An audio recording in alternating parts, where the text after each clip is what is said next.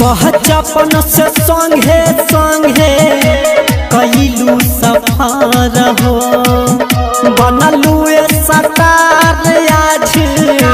कहिलू ससर हो कहिलू बदल हो विवेक के अविवेक के जहान भुलैलू चौहान के ने मान करैलू अविवेक के जहान भुलैलू चौहान के ने मान करैलू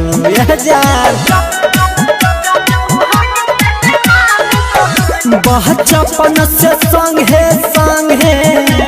कइलू सफर हो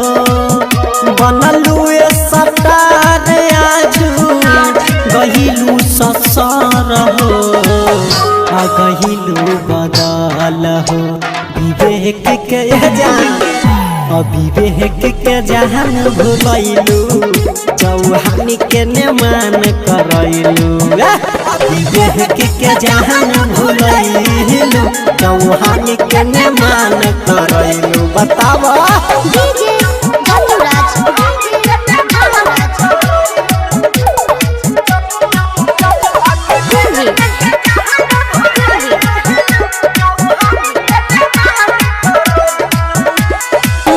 गइलू जाने धोखे बाज हो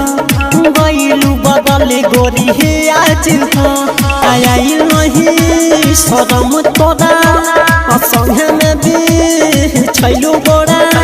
बनी गइलू जाने धोखे बाज हो गइलू बदल जाने हे आज हो आयल नहीं शरम तोरा संगे में भी छैलू गोरा कवन बता जाने कवन सवाद जान पैलू चौहान के ने मान करैलू अविवेक के जहान भुलैलू चौहान के ने मान करैलू अरे बता दे जान